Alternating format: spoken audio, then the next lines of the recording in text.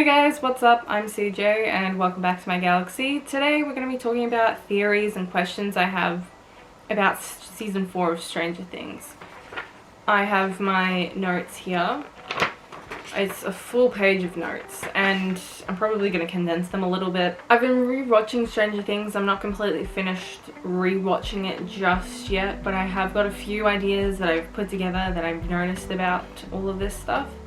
First of all, I noticed in season 2, Hopper regularly loses time when he's doing anything to do with the Upside Down.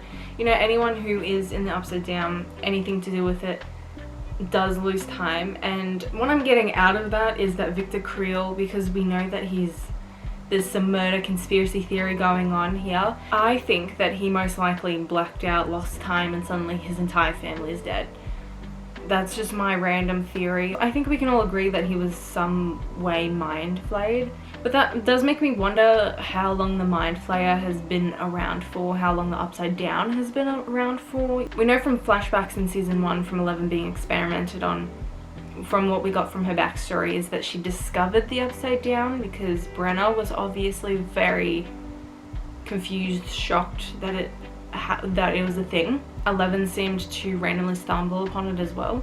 I don't really believe the whole theory that I've seen going around the Stranger Things fandom about the Mind Flayer being one of Brenna's previous experiments because of this.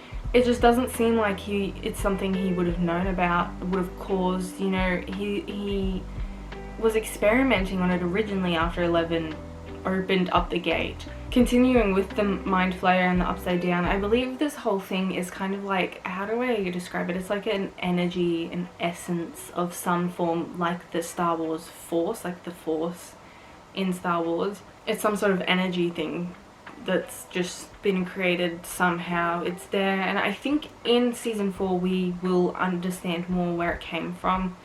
And then further in season 5, we're going to find out how they're going to try and get rid of it and permanently get rid of the Upside Down. Going back to the Creel house and the future of the Creel house, where we go back to the present day in 1986. I think that Nancy will most likely be the one that discovers the Creel house. I reckon she's probably in college of some sort and she's continuing her journalistic ventures. She's probably come up with some sort of project. You know, she's got this assessment, she has to look up certain things, and she comes across the Creel house and she's like, oh, the Creel house probably has a story that Nancy thinks back to Will Byers, and originally from season 1, all of the stuff that happened with that. I would bet that these kids probably have, this is just what I'm coming up with now, because I haven't got this written down, because I just realized this.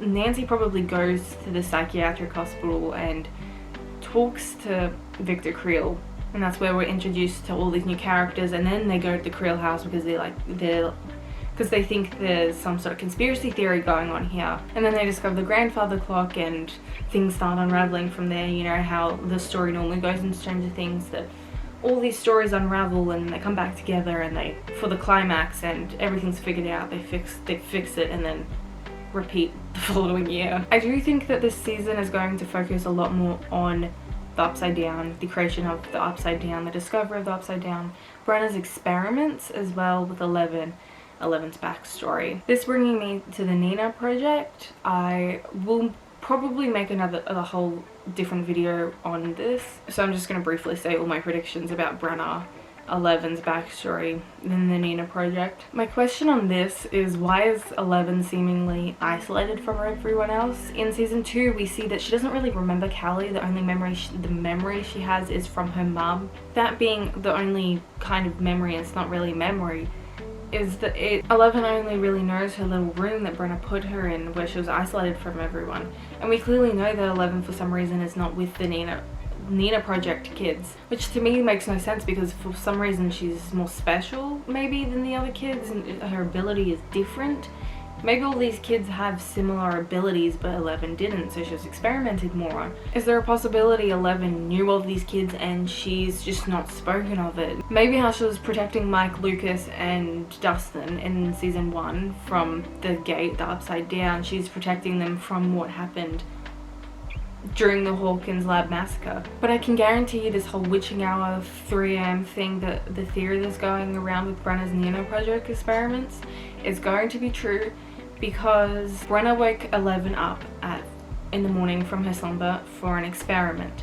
We've already seen this. It's going to be the truth. I'm calling it now. We'll also see Callie, number 8, again. I'm pretty sure her name is Callie. I could be completely wrong. I haven't rewatched that episode yet. Both her younger and present day self. This theory that I've come up with based off of the Creel House posters, I'm really interested to see how true this is. When looking at Max and Lucas, they're doing that same pose from the season 3 posters with 11 and Mike. To me, this is saying that Max is more connected to the Upside Down than previously, and Lucas is kind of disconnected from her because of this. She's possibly grieving Billy, and I'm really interested to see how this goes with the Dear Billy episode. I get the feeling that Lucas may be straying from the group a little bit, as he seems to be on the basketball team as per his costume reveal, and we know that there are characters who are on the popular side in Hawkins High. They are on the basketball team, and there's a possibility he could be in with that group, or it could be part of his character arc that he's kind of struggling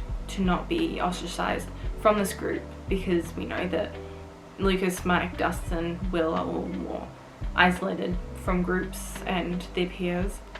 They're just those hyper kids. What I noticed about Argyle specifically, the new characters, that every season there seems to be some sort of specific skill that a more minor character offers us. So you know, there's Bob, who was more of a tech savvy guy, so he helped them with turning the power back on, I think it was.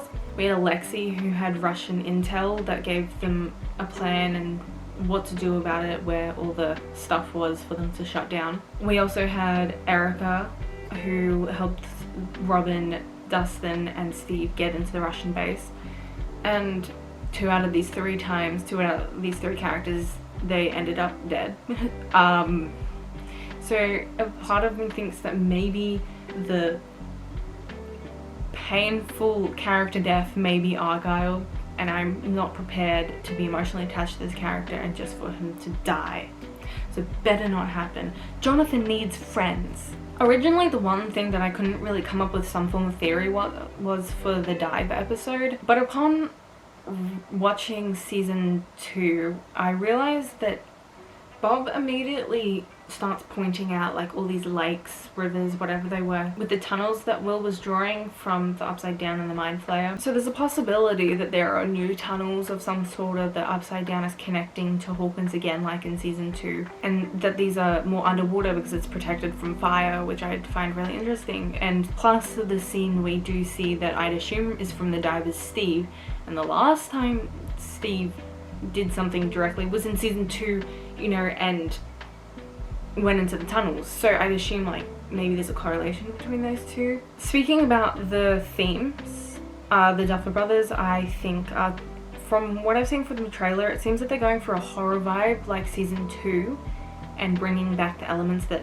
people liked about season 2, while mixing that with season 3 elements of, you know, teenage angst, coming of age sort of thing, and more uplifted stuff about general lives, which I think personally would be a really great mix, and it'd be a better mix than season 3.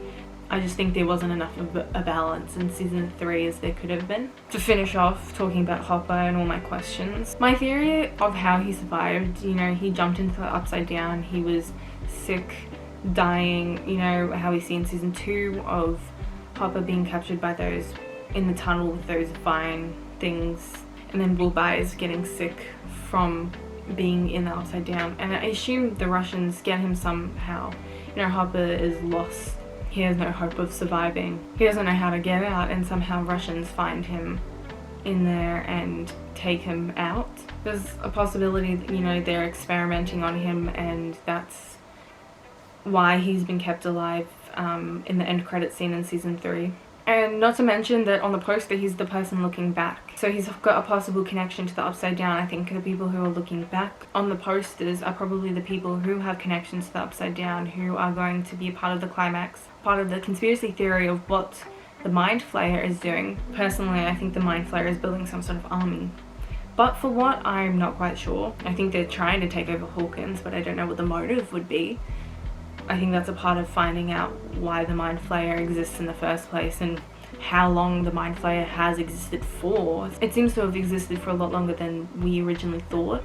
Alright, that's all the theories and questions I have for today. I hope you enjoyed it. If you did, please like and subscribe. If you'd like me to extend on any of the theories in this video, please let me know in the comments down below. I am already going to be making a video on the Nina project and probably on what I think the Mind Flayer is and its origin story. I upload every Monday, Wednesday and Friday, anything to do with films, books or video games. So if you enjoy that, subscribe for those future videos. I hope you enjoyed this video and I will see you in the next one.